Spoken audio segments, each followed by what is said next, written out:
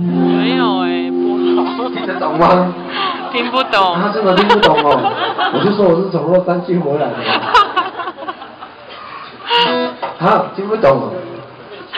啊，我。很勉强。你就把我当外国人嘛。好啦，就这首了。你们录影要删掉哦，我跟你讲。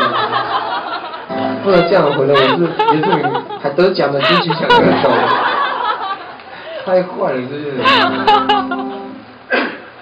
我唱歌了。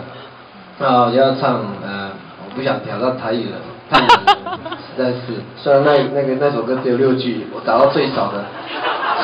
刚刚还没有更少的4句的有没有？本来那时候还想说帅一点学吴业天的《春娇与志明》，实在太难了。他就唱国语啊。我冷静一下啊。其实我也写蛮多国语的作品，中文的作品这样。但是因为很想要做原住民事情，所以就慢慢的把这些中文作品就放着都没有用。然后最近开始拿出来唱。我希望如果你们有认识任何像阿妹啊、阿玲，帮我寄给他们。这招好像常用。最近好啊，比较熟的朋友都会比较知道。好，我要唱这首歌，可是因为它有假音这样比较不好唱。我喝一下酒好了，我喉咙很痛，止痛一下。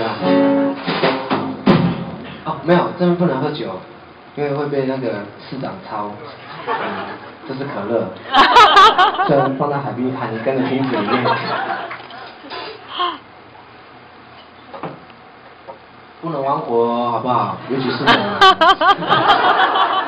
台中的都是这样的，那一烧不得了了，全部人都拉炮的都怕死了。好，不过我们要支持，就是还有这种地方可以让我们这种所谓的独立乐团，很辛苦可以唱歌的地方，而且还要募款。这首歌热血，然后是不是我写一首歌，鼓励我自己不要放弃自己梦想的一首歌，热血献给各位。